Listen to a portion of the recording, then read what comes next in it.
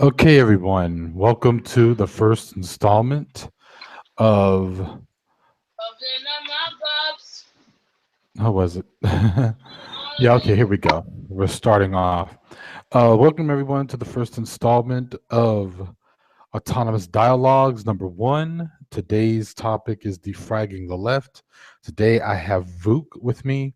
We're going to speak on where forward should the left be going in the age of Donald Trump, among other things. Now, Vuk, you and I began talking a little bit about this on last week's Food for Thought. I asked you a question, and I'm going to go ahead and let you answer it again here because I thought that you really started on something very interesting because something that's been in my mind for 25 years now in terms of what the hell happened to the left. And my question to you is well, what the hell happened to the left? You started with your answer beginning towards the end of the 1960s. And I thought it was one of the most interesting things you said. And it's been something that's been in my mind for 25 years in terms of the same answer. So I'm going to let you take it away and tell us that answer. Well, again, what happened to the left? Okay. Hello, everyone. It's Vuk here. Well, my answer to that question generally it was a combination of state repression, ideological confusion induced by the New Left, the Frankfurt School, to some extent, and also I think the side effect of what happened in the 1950s with regards to the death of Stalin and the nature of the attacks made against him by both Khrushchev and the Soviet bureaucracy and by the West. So what we saw in the late 1960s and early 1970s was really a continuation to some extent of what happened in the 1950s, except the state repression was much more apparent. And there's also a continuation of that because of the ideological aspect of it. I blame Trotskyism. Really? Yeah, because I feel like I feel like I mean, if with regard to the ideological confusion, I feel like it's because people started to take on this view of Trotsky from a sympathetic perspective, not from a realistic perspective, and that's what caused a lot of people to really get lost in this maze where the solution was workers' consoles. I mean, the solution to the key to building socialism was workers' consoles, without any real theory of it, outside of a few exceptions. And even those exceptions were half baked, like the Situationist International, for example. And and I know that you and I have an orientation towards the Situationist movement, but I criticize it greatly Hmm. I because it never see. develops a coherent enough theory. I think the closest they came to that was around the period of 1967 to 1973.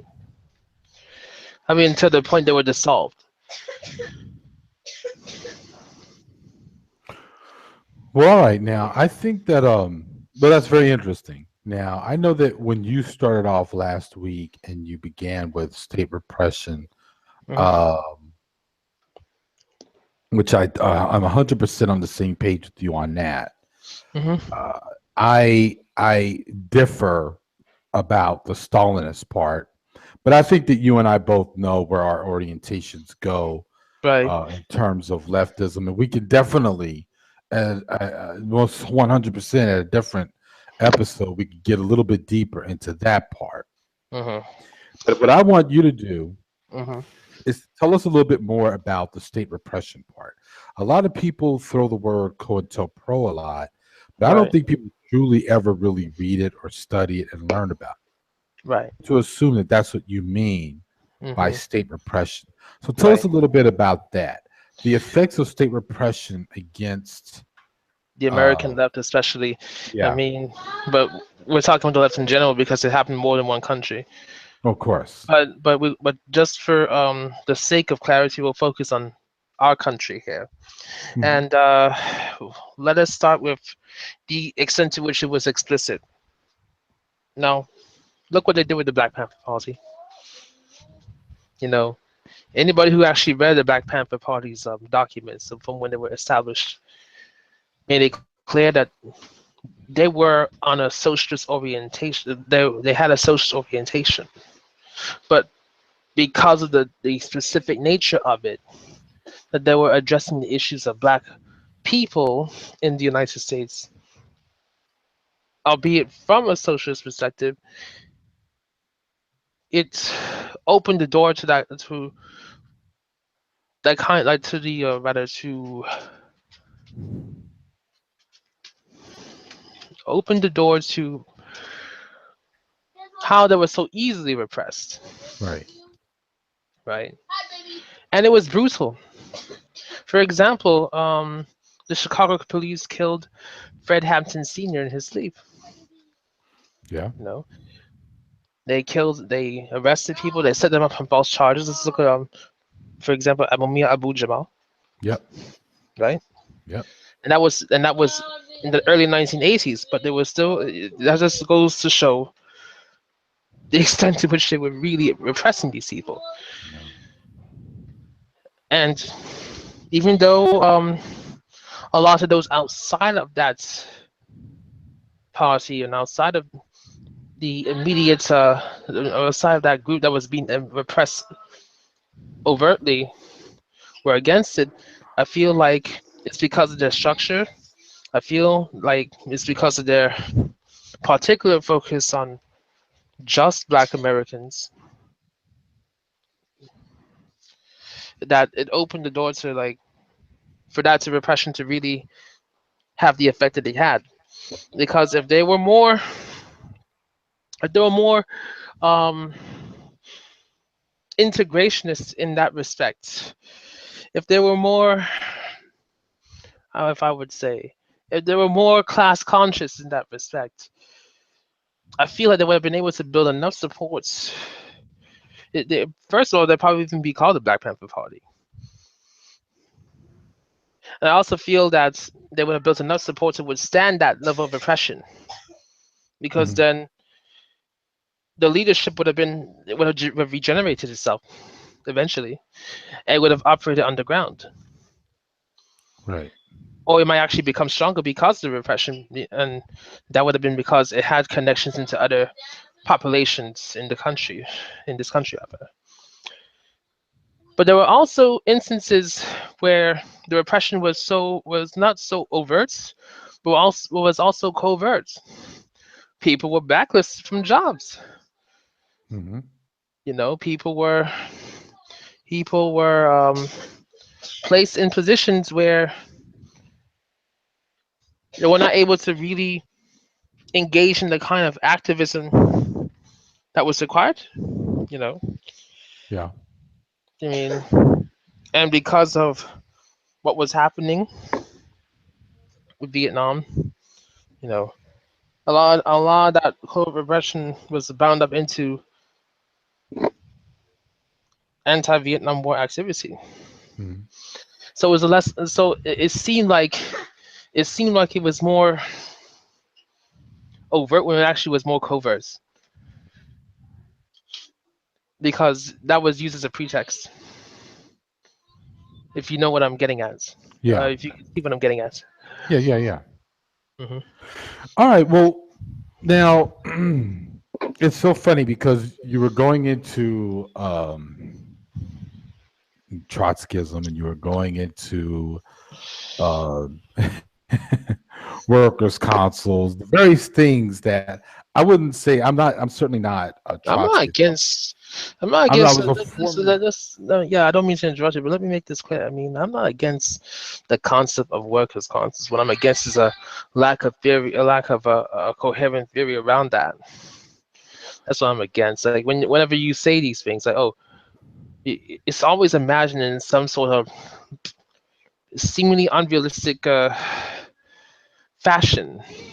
Hmm. And I feel like if you're going to communicate, if we're going to, if we say that what happened to the Soviet Union was wrong, and we say it's because of their organization structure, then we also have to think, well,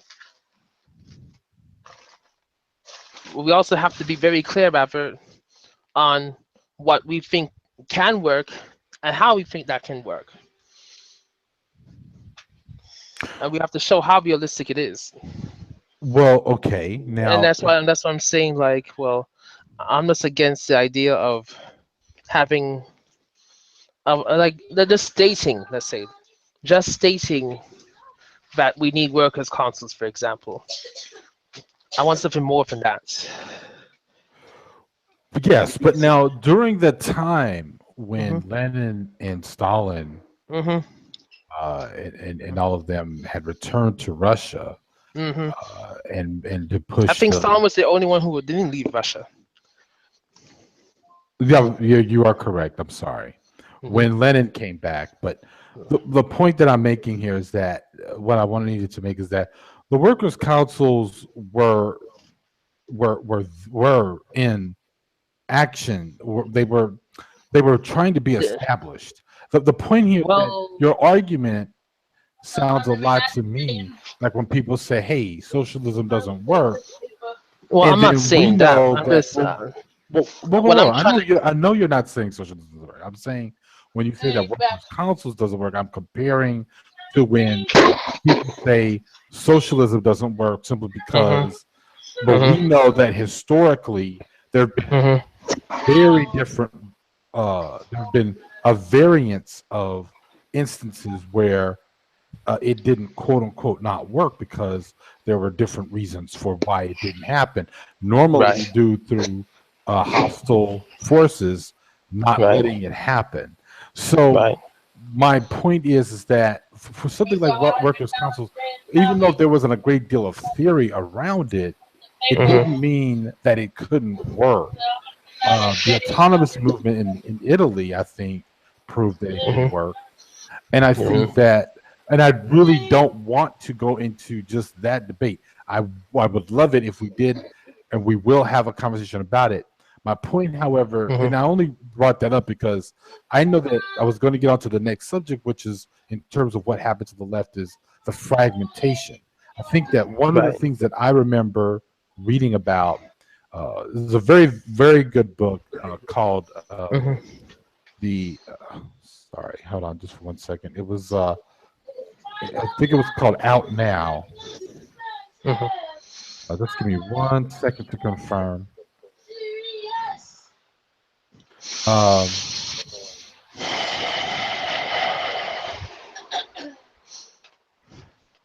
it was called. Mhm.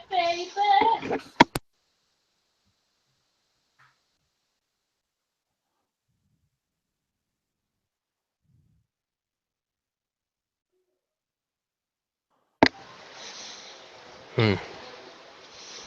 What was it? Okay, so it was a book called Out Now, and it was a very good. It was a very good book in that what it was doing was that it talked about all of the different uh, ideological.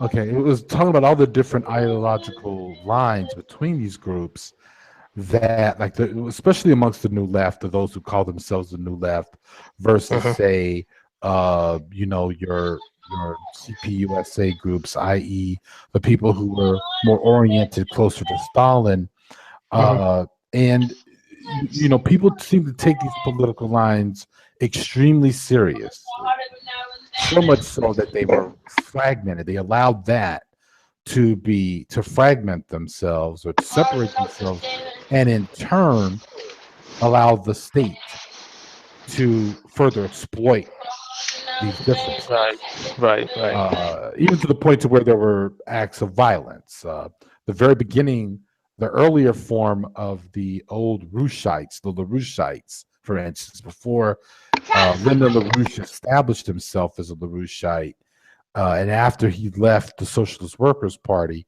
this guy was running around Stop with that. upending people's tables, literature tables, and things like this. My point here is that you and I obviously have some ideological differences and very strong ones. But at the same time, in the face of the reactionary environment that we're in right now, I know I would trust you far more.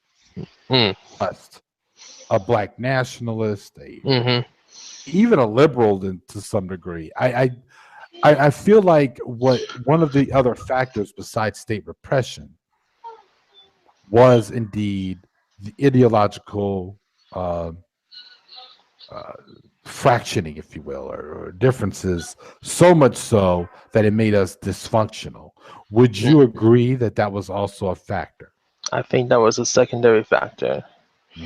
If it wasn't for the state repression, it would have been because of the ideological differences, which would have eventually made that kind of thing a lot easier if that happened first, and if the state repression happened after that.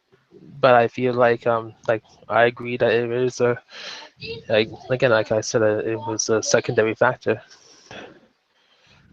And I feel like that had a lot to do with the way the old communist parties in the 1950s were affected throughout the West by the death of Stalin, by the prosperity that came right after the Second World War, and that went right into the 1950s in most Western countries, and by the crisis of Marxism-Leninism.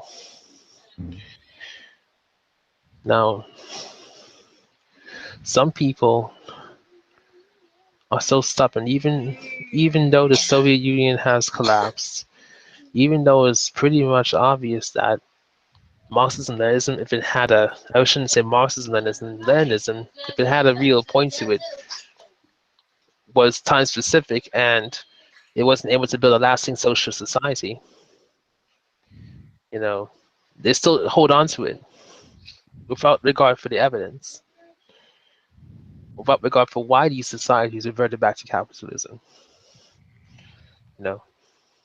And many of the ideological differences that exist in the left today aren't so much. It's not just the same old thing with Marxism or anarchism. I think that can be converged to a certain extent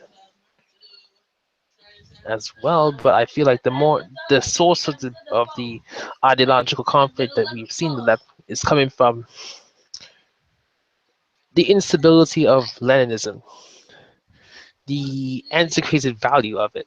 I mean, the antiquated nature of it, rather, and all these different explanations to try to make it more relevant to present day conditions.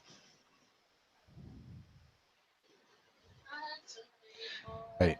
So I feel that in order for us to deal with that, in order for us to deal with that, we have to deal with the elephant in the room, and that is Leninism.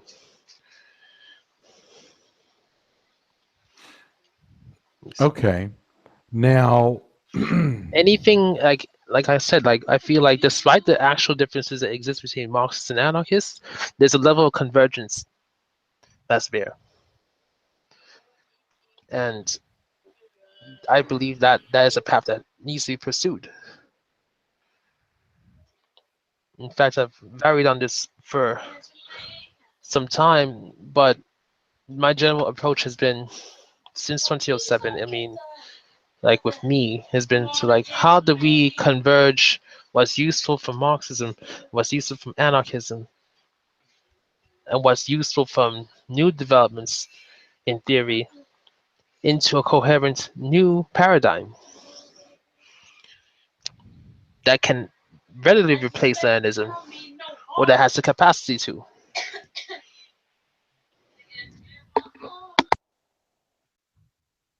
hello? Hello? Oh, Yes, sorry. I'm sorry. I just realized you just muted. Okay. So I was just I was afraid I lost you. So okay, listen. Sorry, I hear what you're saying. Um, so you feel that the way to move forward is mainly through Leninism, right? No, what I'm saying the way to move forward is to combat Leninism. Oh, I'm so sorry. I'm so sorry. Is to combat it Okay. because that is the source of a lot of the ideological conflict that's existing within the modern day left, especially in the West. Hmm. Whatever happens in the third world will happen regardless. But if anything, rather, if Leninism is confronted here, it will eventually show itself in the third world. So this is where the major ideological conflict has to take place here in the first world, because that's where Leninism generated itself. I mean, even though it expressed itself in Russia, it developed from abroad. So, it, before 1917, for the most part, in exile. And so, it's still a first world ideology. Right. So And you're so this is go ahead. so that's why we need to confront it here. Leninism needs to be confronted here in the first world. But now, okay, you're of the mindset that the left needs to go on some major political and I don't. ideological. It doesn't. It doesn't need to go like when I say combat Leninism. I really am saying that the general consensus has to be that there needs to be a sense that what I've said on multiple occasions on Twitter and in real life as well is that for that to really happen, in order for that to be effective, you need a center. Now, and it will probably have to be by country because we're not in the position where we can really build international organizations that can really support the leftist movement or the world socialist movements.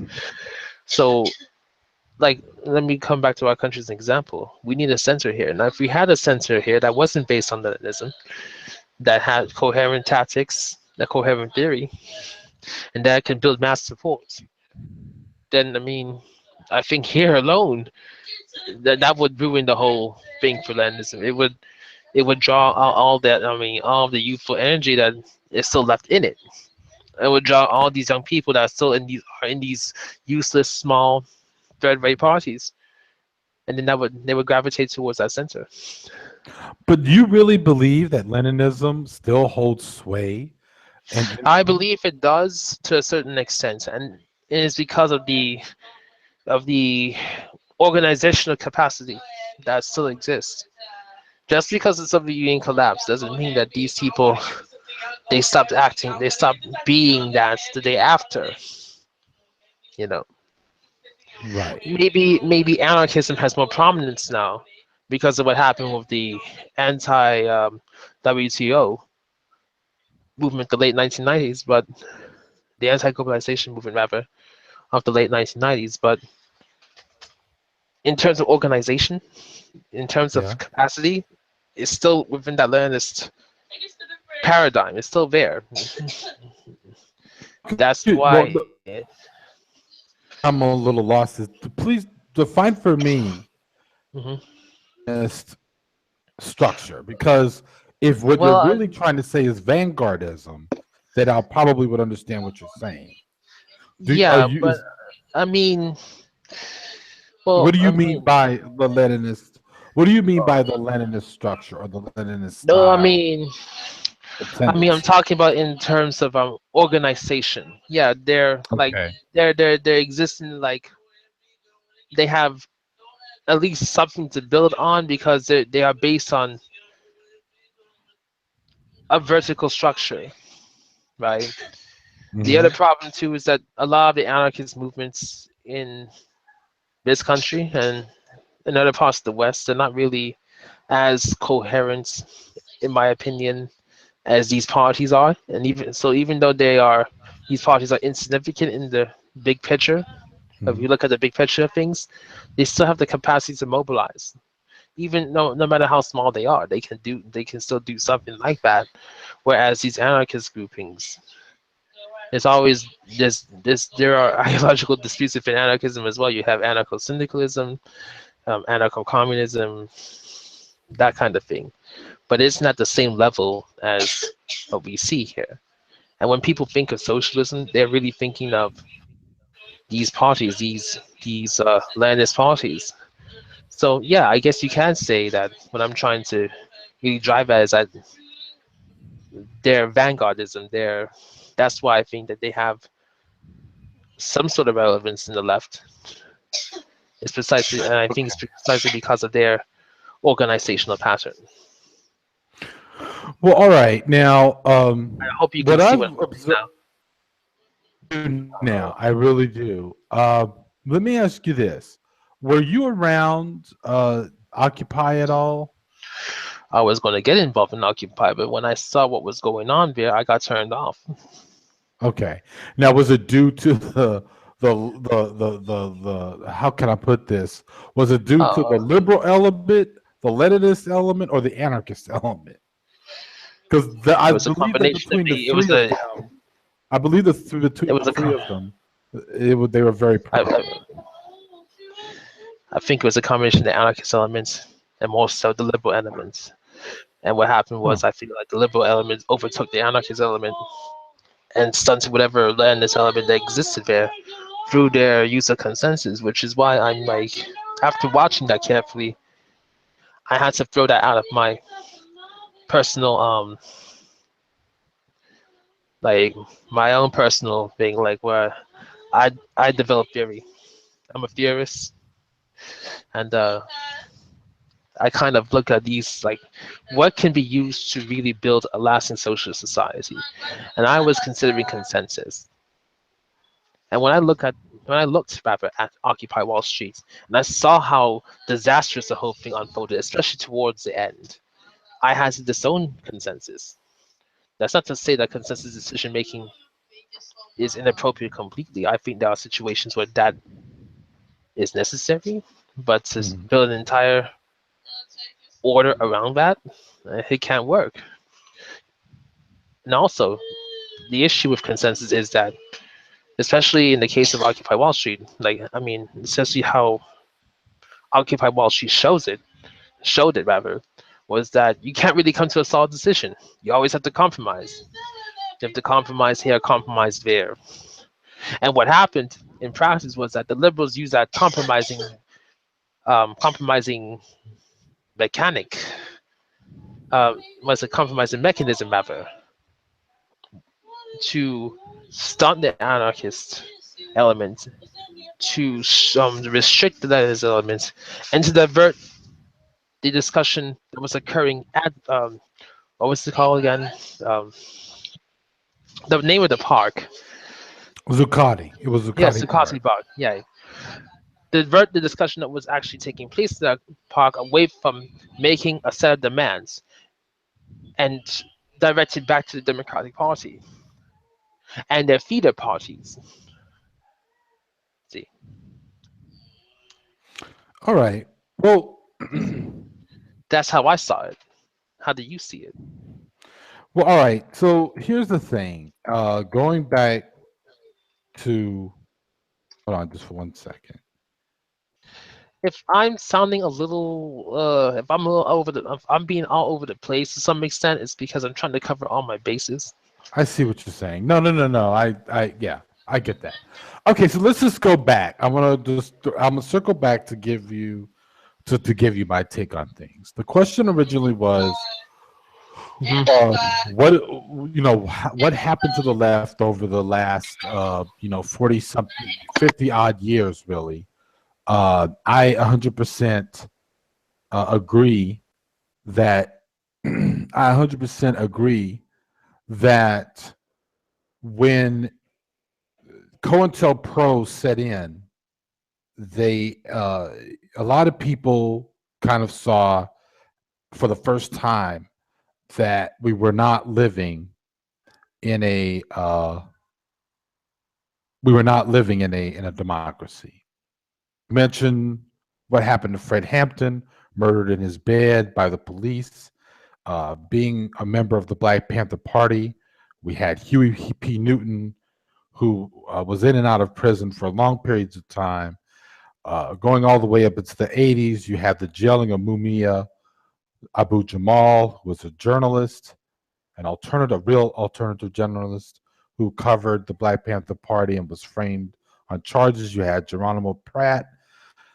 So the list goes on. My point is that I think some people looked and saw exactly what was happening in terms of trying to put forth change and ideas, and they realized that their government was not joking around. That if they could frame you for a crime, if they can infiltrate your organizations, make it and try to transfer the organization to be either make it so radical that it would make it a criminal organization, or so ineffective and writhed with drama that the organization would be completely ineffective. That people just said, I'm going to either do two things: drop out of activism altogether, or go into academia and try to politically educate people so that they could be the next generation of, say, the SDS or the Black Panthers or women's liberation or what have you. Or the other people would, or the other end would be like, look, I'm going to go into the nonprofit sector or the NGO sector. And I think that what happened was, hold on just for 1 second, people.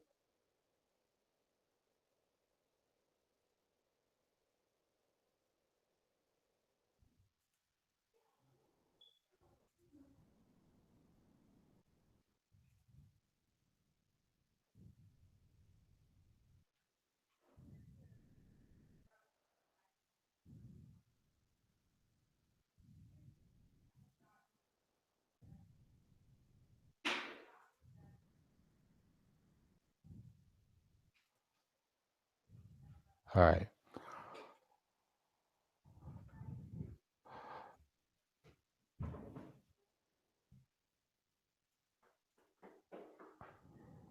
Anyway, so like I was saying, I think that that's what happened. People just left out of struggle, out of fear. So now, as the years went on, you still had people trying to be activists. I mean, that certainly represented the generation, as being a Gen X activist, like got politicized or whatever during the mid to late 80s, and then decided to become an activist in the late 80s and the early 90s. But the thing is that you saw that contingent was smaller and smaller. People actually doing political work in their neighborhoods or in their communities.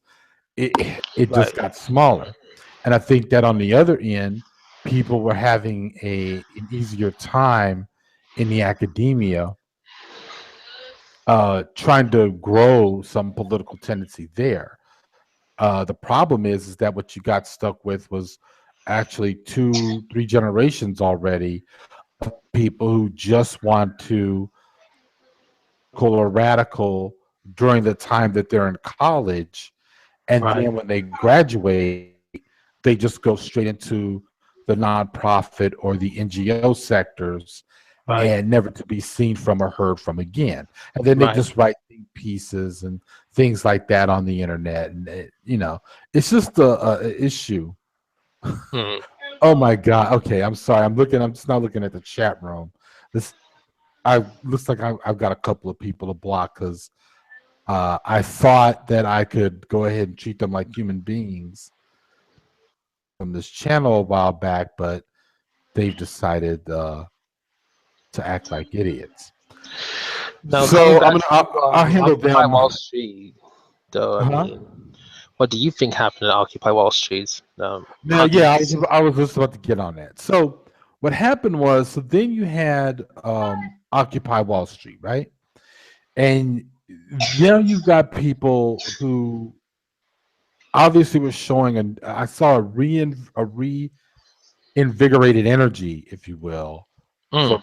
some kind of form of social change. Mm. Um, Unlike what I had seen over the years, like I said, I've been involved in a lot of different things. getting somebody off of death row, anti, police brutality Right. work, stuff like that. But I had never seen anything of this scale. Now, granted, I guess I was a little spoiled in that I was in New York City, Mm. as I still am. But And I, so am I. but I was. right. So being in New York City, obviously, which was the birthplace of Occupy at the time, um, it felt different. It looked different. But see, I was also involved with people who wanted to try to replicate and spread Occupy out to their different neighborhoods and areas where they Hmm. would try to form general assemblies. All of this Right. stuff had deep roots, and I immediately recognized it in anarchist So right.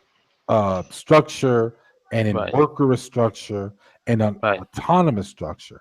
And Right. and I wanted to be involved in that part of the effort. In other words, I wanted to get the hell away from Zuccotti Park and be more involved in trying to create the General Assembly style or community union, if you will, in Harlem. The problem was uh, people just kind of only wanted to see the Occupy part that was attached to what we were trying to do. And because they were turned off by Occupy, they had zero interest in it. Mm.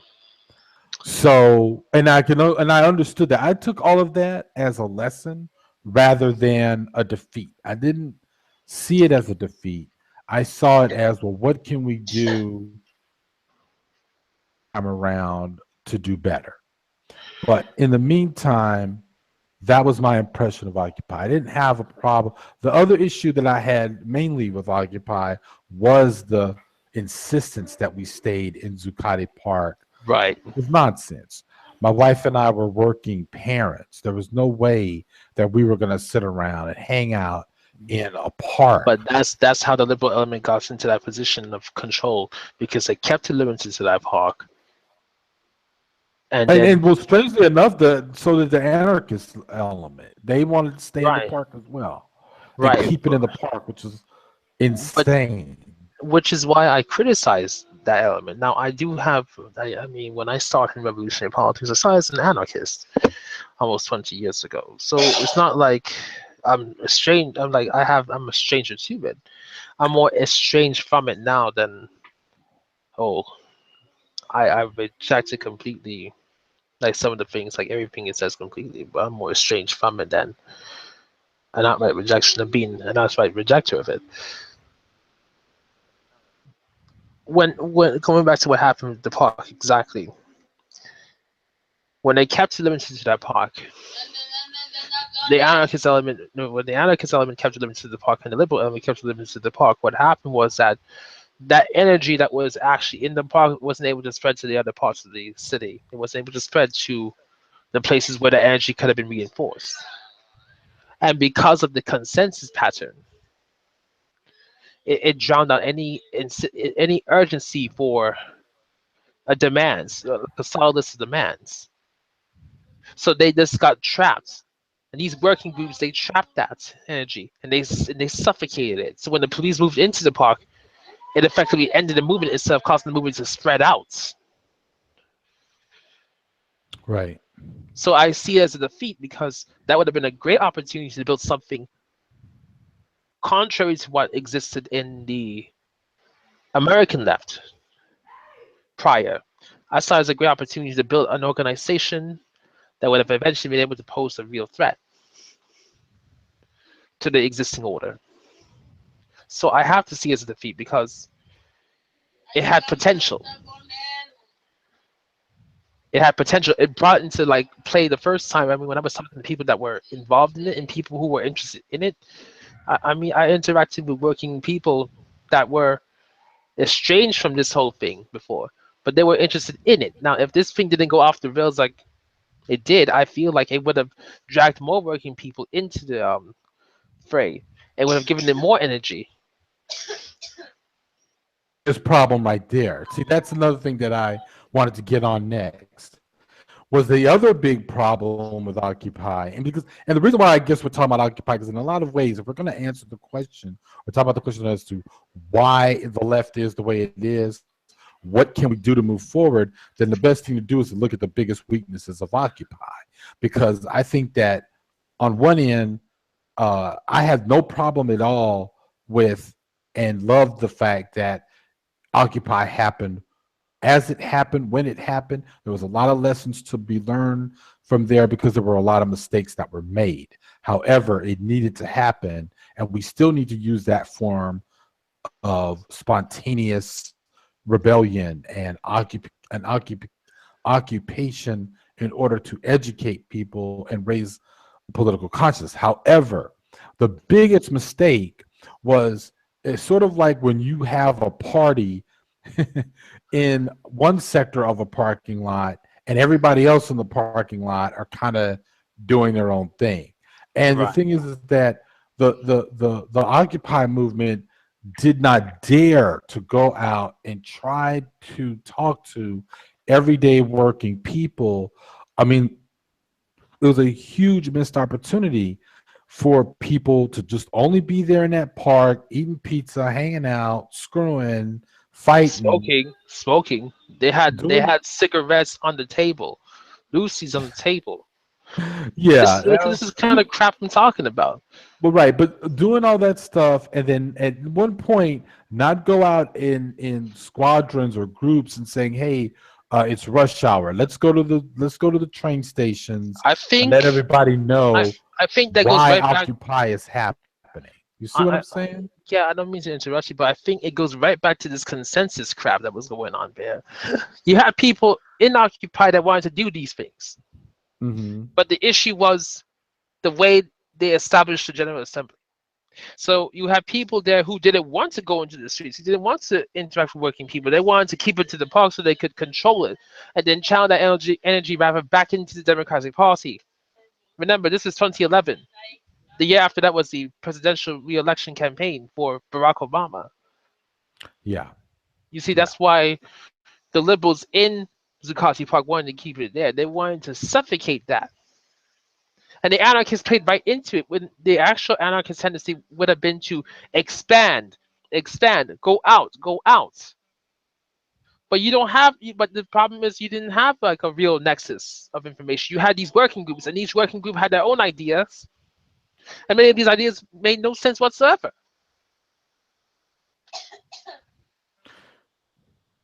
right. Um, I agree, and then I disagree, and let me explain what it is that Hmm. I agree on. I agree that I, I'm, I agree that we just that we didn't that was a missed opportunity talking to people. I don't agree that consensus was a bad thing. It's like it's a tool. Like a hammer is ineffective if you're trying to cut cheese with it, but it's effective if you're trying to hammer a nail in. I think that it was a very interesting and new form of decision making process that in the space of my small West Harlem group, it worked when we made decisions and did things. We Hmm. conducted political forums. We tried to get people to come Stop out making to that noise. them. We're working on doing that stuff. It was working.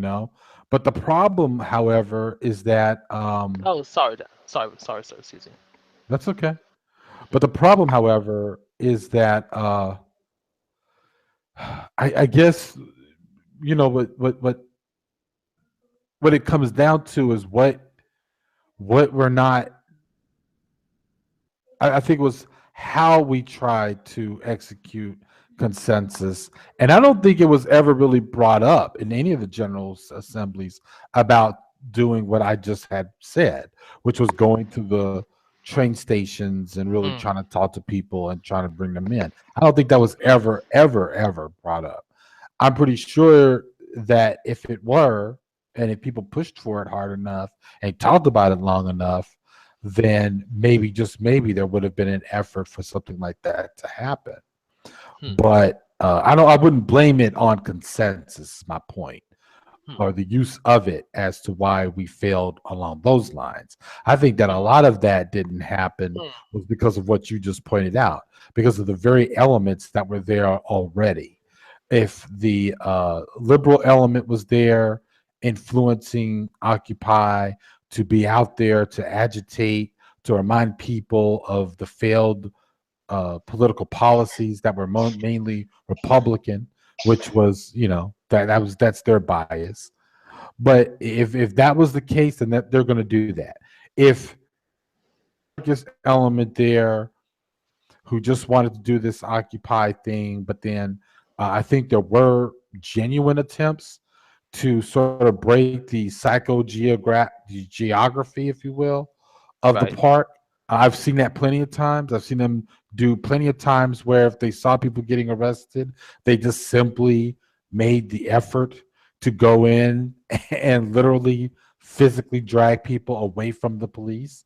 Right. But unfortunately, only they were doing stuff like that Right. and leaving them out and actually vulnerable to be arrested themselves. Right. So there was all these different elements, and I'm sitting here and I'm looking and I'm going, on one end, this is great, but we're still not working together. And ultimately, my fear is that in the age of Trump, we're still going to be stuck with that. Like, we'll get together to come to demos and do things, and the anarchists are going to do their thing. The liberals are only going to want to be there to talk down or to shout down Republicans, and anyone else in between are just going to be kind of there to just be there. And then at the end of the day, changed anything. We haven't built anything. We Hmm. haven't moved forward. Hmm. That's my ultimate Uh, fear and worry yeah. right now. But then now we're talking about some real ideological cooperation, like non-ideological based cooperation, because then we're talking about the issue that exists between Marxism and anarchism, you know, and that can be dealt with, I believe. I mean, through enough interaction, I really think that something coherent will eventually develop from that. But there has to be some sort of center, like something that really channels that energy. Because what we saw is Zuccotti Park, I mean, yes, I blame consensus for a loss of it, but I feel as if that the other reason why Occupy fails because it never really had a driving force to it. It was just a general assembly. There was nothing of substance to it other than let the crowd decide how it would develop. I think there needs to be some sort of a guiding force there, you know. And I feel like that lack of a guiding force is very dangerous because it leads to that very same phenomenon you described. Like people go into other people's demonstrations, but everybody are at the end of the day doing their own thing. At them, they're not really getting anything done. Just demonstrations, occupations, and so on. Not getting anything done, and that's because of lack of focus. So you need something to focus all that energy, something that will lead to productive results. Right. So I'm not really. So I mean, do we have to call it vanguardism? Is that's the question? I don't feel like working people needs to be led by some group of political, so it's some professional revolutionaries. But at the same time, there needs to be something there that's really guiding guiding that revolutionary movement, something that's really driving it, something that makes it productive.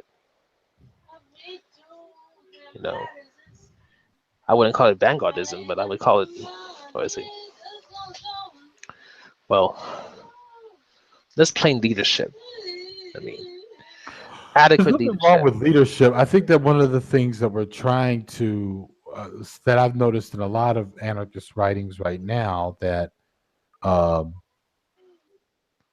in a lot of anarchist writings right now, is that they understand that there is a it's not so much about leadership, but authoritarian form of leadership that we Right. can actually navigate um, that we can actually navigate Right. the being able to guide people to a political understanding and a common goal rather than have to do that through an authoritarian measure or through vanguardism. Right. Because the problem with vanguardism, and I think I'm pretty sure we can agree on this, Hmm. is that the problem with vanguardism is that we're in a situation where we can no longer afford that level of organization where you have some elite party of people who are in the ideological know of something and they're just telling everybody else to just be warm bodies to move the movement and to get people to do things the way you want them to do it, and I think that the alternative with consensus is the way to go. It's just very hard. It's very uncomfortable. It's very it can be very frustrating for people. It's a very new thing. And it doesn't mean that it's set also in stone in the way that it's done. Hmm. The people are trying to figure out. People have gone back and are looking at what best way that they could possibly uh what are the best ways that they could possibly take alternative, you know, means to Hmm. continue on with consensus.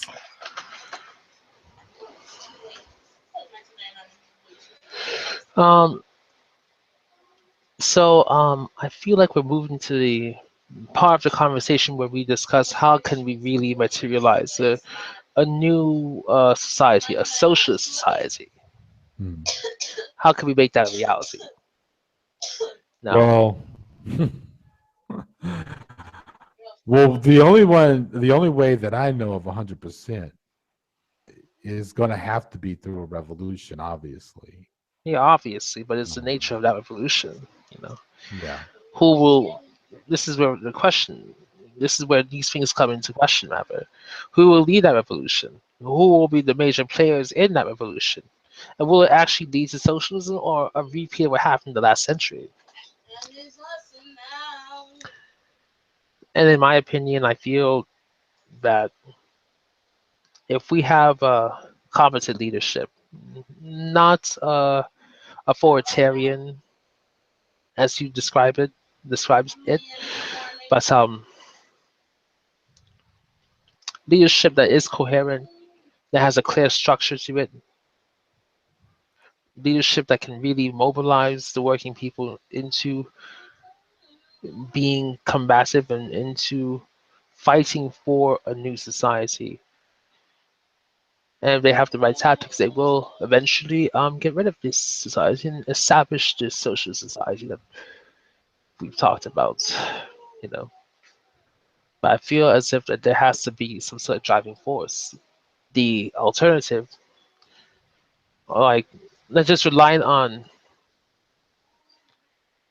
a grouping of people or relying on structures that develop in the heat of battle, that I really don't think that's gonna really produce something out of it. I mean, the best you can get really is without that kind of authoritarian driving force, as we saw in Russia, is the Carnation Revolution in Portugal. There were they had workers' councils in Portugal, but it ended up leading right back to the re-establishment of the Portuguese state. You know,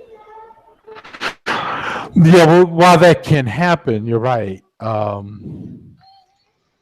While that can happen, you're right. But I guess it really depends on the situation, and everything is a case by case basis. That's the thing about socialism and moving forward with it and establishing it as a society is that it's all experimental and not every way that you implement it is going to work the way that it theoretically should, um, that's the only thing I could say about that. hmm Maybe it's because of my own orientation as an IT professional because I work so heavily in open source. Right. You I I am have a familiar with more it. I am familiar with right. that. I have a more You have more of an what's the appreciation for the horizontal nature of how things like open source software get produced. yeah, and you know that you can go back in and work around something, or you don't have to sit there and go, well, this can't be fixed because the code on this is closed. I can't do anything. Right. Uh, I need to go back and reinvent the wheel, or whatever. It's just, like you don't have to do that, and so that I feel like you're gonna have to go back in and rearrange your Mm, in order to get something to work. mm, Force it to or just or rather or give up altogether. And I think that it's all about case by case basis. hmm. So Mhm. all right, we're I'm listening. getting we're getting into they're coming to the hour. I think that just to let you know. So I think that if we want to move forward, it's going to take a lot. One, I don't think that um, I don't think that it should be a situation where we need to go back to another thing that I think has been plaguing the left so much is sectarianism, where Mhm. we are, where we're doing things like not, uh, where we're doing things like we're not, uh, working with each other because we know that, well, this person's a liberal, this person's a Stalinist, this person's an anarchist. I'm not working Right. with this. I'm not involved with this. Fuck the Right. whole thing. I'm out. Uh, Right. I don't know if we can really afford that anymore. This Hmm. doesn't mean that we're supposed to forget who we are and what we do. But I do think that if there's something in front of us on the table in terms of how we're supposed to be organized, Right. and how we should be organizing around certain issues, Hmm. or really all of them at this point. I think that we got to forget about the single issue approach as well. I think all of us are done with that. Yeah. But I think the sectarianism has got to be dealt with in a different way now. I'm going to go Hmm. right back to the same mistakes of the past Well, here. wouldn't that mean that we would have to like push past them and push past these people? I think that's what's going to eventually end up happening. You're going to end up if you really want to develop the kind of like you really want to develop the kind of fighting force necessary to get rid of the present society. You're going to have to push past them, and I feel like that's the basis to confront Leninism, to produce a new paradigm, to really push past them, to really come up with something that makes sense, that isn't like what you see in a Leninist style organization, something that really draws in working people and makes them into real combatants, that makes them into real class conscious fighters. You know, that's what we need. And I mean, when we look at what's happening now with the incoming president and his crew of billionaires and extreme rightists, something like that has to happen. Now, all these people that have their different ideological leanings, they can change if the right group of people are there. They can change if the right tactics are present. I think that will kill the sectarianism, in my opinion. An organization that really does what I describe, that is what's going to kill that sectarianism.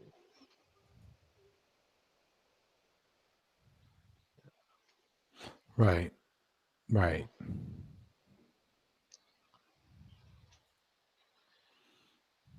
I'm reading this comment section, and it seems like we have a whole bunch of people here that do not quite understand what it is we're talking about. They cannot Yeah, be well, exceptional. the thing is that I seem to be having a bit of a technical difficulty. I can't, and I can only imagine that the issue would be that I would have to either refresh the page altogether, Right. which I guess, but for some strange ass reason, I'm not able to block these dudes' comments, which should not be happening at all. Uh, They're very offensive and infuriating. well, here's the thing. Okay, now, no, okay. So here's the thing. I think that we covered some good ground here. Let's go ahead. I'm going to go ahead and turn a little bit of attention to the chat room right now, since and They want only to to be say like a that. couple of things. And yeah, and only to say a couple of things between GTFO Simp and Brothers First. Here's a good example of two basement dwellers who are mad at their mothers Right. because they were put on this earth. Right. And I get that, You guys hate yourselves, man. You Yeah, guys they hate do. yourselves. And I get that. No, no, no, Elm City, you didn't do anything bad at all. You're good where you are. You're And I good also what you're find it saying. I also find it funny that a lot of these guys are coming from, who, that layer, that disgusting pit of hell. Yeah. Virtual hell. Hold on. Let me just say this one Didn't thing. your I leader want. get shamed by Vlad TV? Go back to Oh, your leader. Tommy. Yeah, go back to their pimp, Tommy. No, look, I want to give a huge shout out to Elm City right now, and I want to give a huge shout out to Robert J. Powell for at least hanging in with us while we were trying to talk about something. But then, unfortunately, they've been dealing with these two closet cases here in the chat room. GTFO Simp and Brothers First.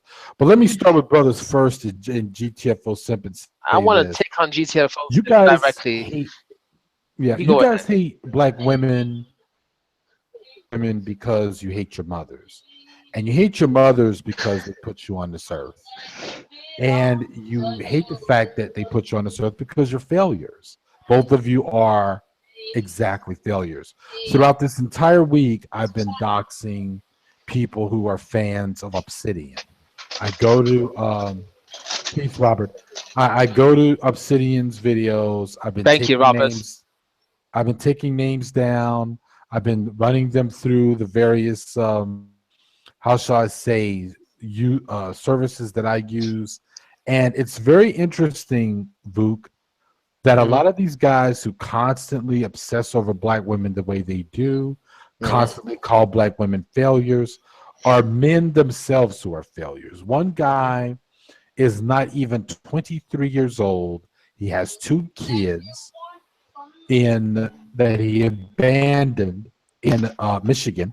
He now lives in the South. Um, I mean, it's unbelievable, and yet these guys constantly obsess over black women the way they do. I do have a video upcoming soon that's going to address also their myth about welfare, because the big myth Oh yeah, is that black women have gotten rid of all the black men in the world in their lives for the sake it's of complete for bullshit. welfare, which, yeah, that welfare check that will get you a swimming pool and a mansion. Uh, Uh, I thought that Bill Clinton destroyed welfare as we knew it and made it into workfare. Wait, what now? Repeat that again. I thought Bill Clinton made it into workfare, so that doesn't happen anymore. Where Right. are they coming with this bullshit from? Yeah. Well, I want to talk a little bit to get the F off Sim. yeah, go ahead. I had enough of this guy. This guy says that we're liberals. Dude, we're not liberal. We're not liberals. If Right? you actually open the book, He- GTFO simp, you would know the What's the difference. definition of a liberal? I'll tell you what the definition of a socialist is. You degenerate pipsqueak. It's about common ownership of the means of production. No liberal wants that. Liberals want to reform capitalism. What's wrong with you?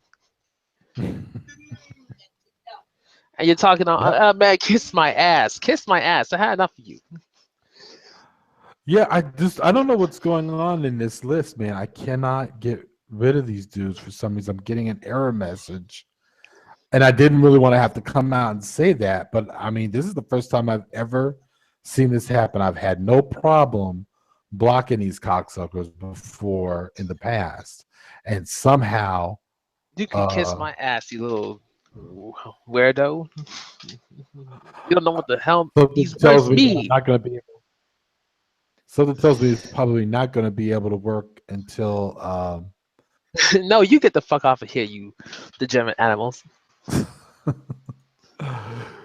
So look, man, we covered a lot of things. Hmm. I wasn't looking to see if we could solve the world's problem. Right. Uh, But it's good. It's good black. talking to you guys. I'm talking to you again. I mean, and I haven't said anything in quite a while, you know. And now that I have made an appearance, a real appearance, look at that. Oh, you can kiss my ass. Get the fuck, Sim. Get the fuck out, Sim. Your mother. How dare you insult my mother, you animal? I should put you, if you want to be in a gulag, I'm going to make sure that you're going to be the first person on the list of the gulag. That's it. That's it. Oh, yeah? Hmm. It is counterproductive, but unfortunately, these people don't know when to stop.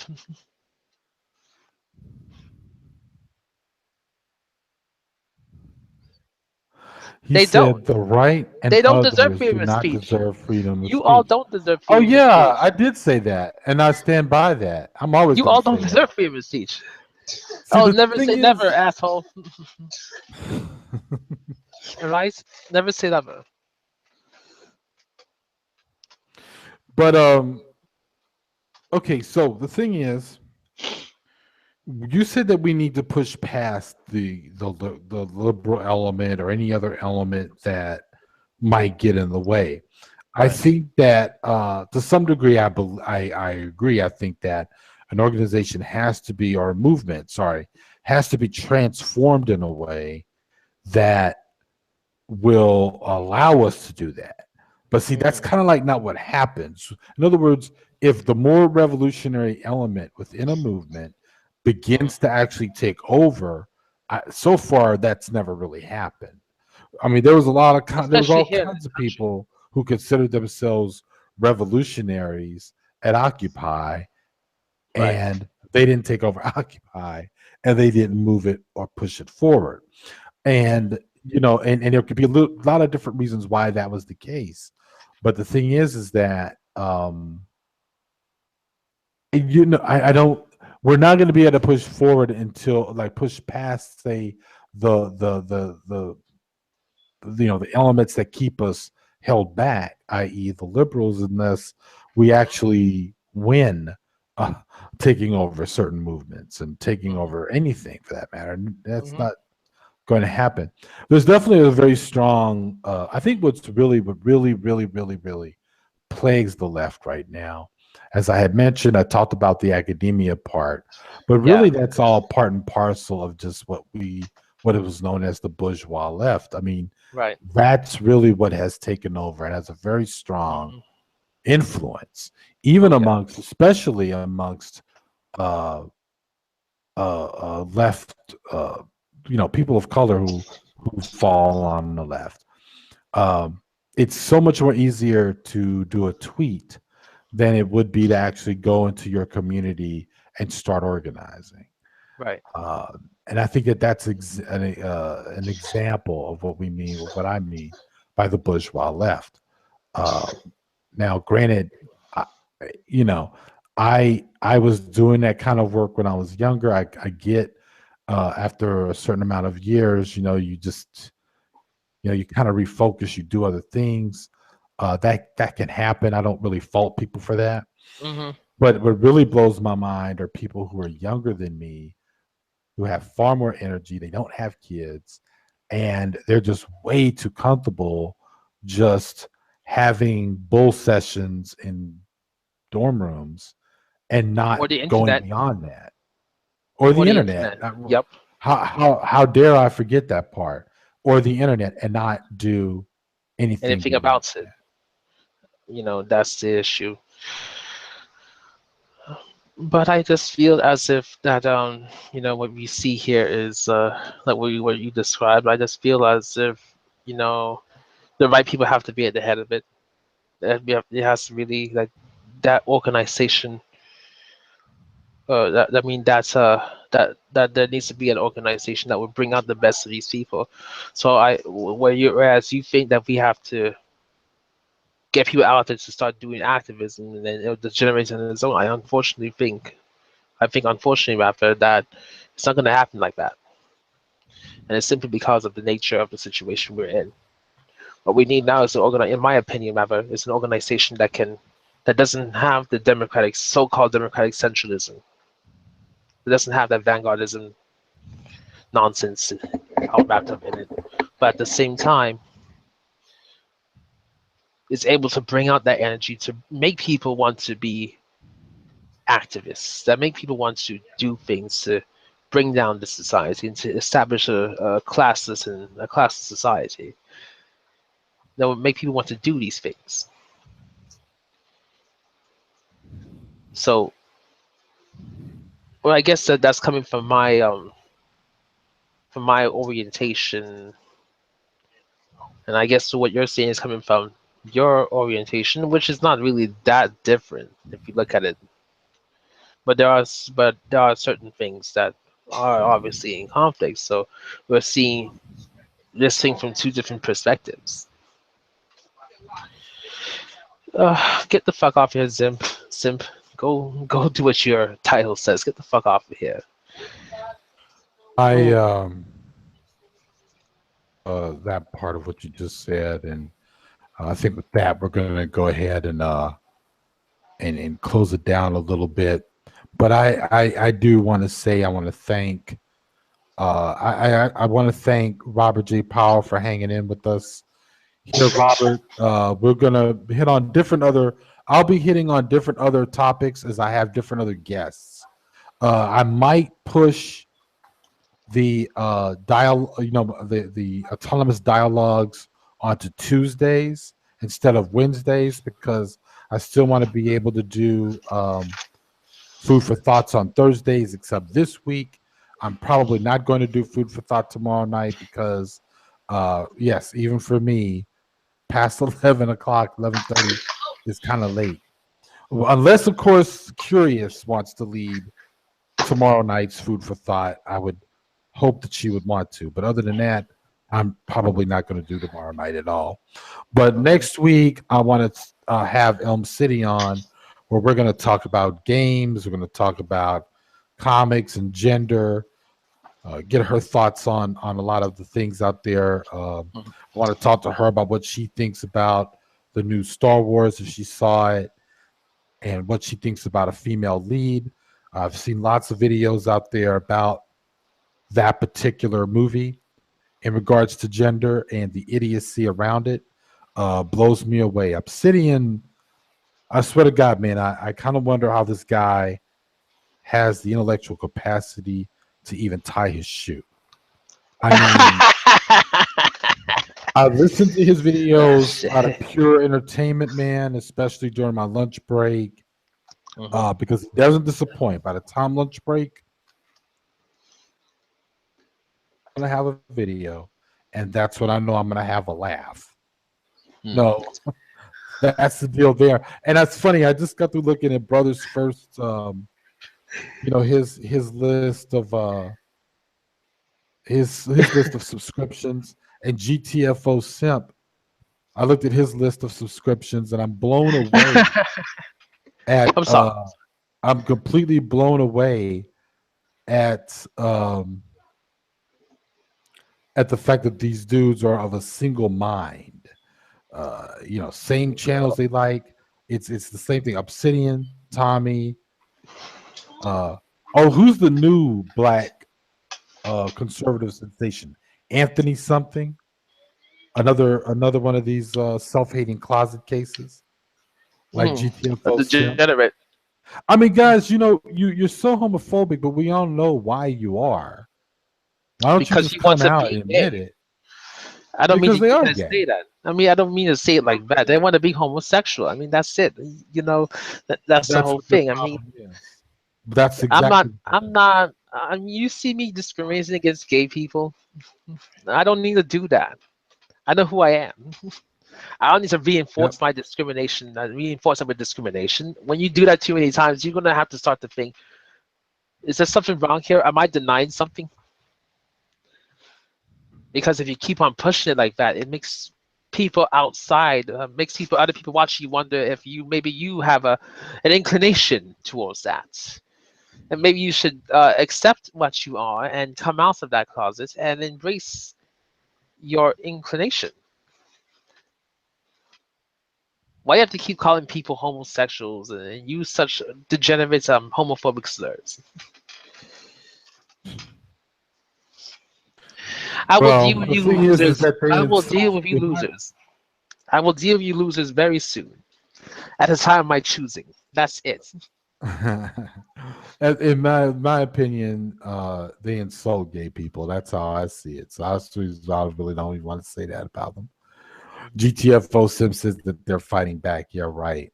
Black You men will rise motherfuckers ain't under Trump. fighting back for shit. Listen to what this coon is saying. Black men will rise under Trump. I mean, dude, Trump is you gonna are gentrify all lots of these black communities in the north. You know it. That's what I exactly mean. Come on, man. Even I knew that. Even I knew. GTFO Yo, simp. just pay attention, man. When he's talking about renewing the inner cities, he's talking about chasing your black ass out of these communities. Come on, man. GTFO simp. Are you aware of what Trump's role was during the Central Park 5 case? He posted a damn advertisement making these poor young men, young black and Hispanic men, look guilty. Who were innocent. Yep. And they were completely innocent and they were proven to be innocent. Innocent. And Donald Trump led the That charge, the charge. racist charge against I these don't know five shit, boys. dude. You don't know shit. Honestly, you Okay, think Trump is so gonna Vu, lift black man up? Get the fuck out of here, man. Trump is trying to chase your black asses out of all of these damn communities, out of these inner city communities. Come on, man, wake up. He ain't gonna do shit for you. so so Vuk, I want to thank you for coming on to my first episode of Defragging the Left. Uh huh. I think it was a success. I think we talked a lot about we hit on a lot of good things here, Yeah. and I will definitely have you on next time in the very near future. I'm Hmm. very looking forward to Elm City coming on. I most certainly want to have a talk with Robert J. Powell. He and I need to exchange some emails. I already have like a list of people already that I want to have on the show that I've already spoken to. So I'm a real black man, you homophobe. so it's kind of crazy right now, but I can't believe it, but it looks like that I'm actually going to be booked all the way into March um, with people who've actually said yes. I was actually surprised. I'm working on a few other people as well. So look, I want to thank everybody for coming tonight. This was really fun, and we will all be talking to you soon. Thank you so much, Vuk, once again for coming. Yeah, thank you. All right. Peace, everybody. See you next week.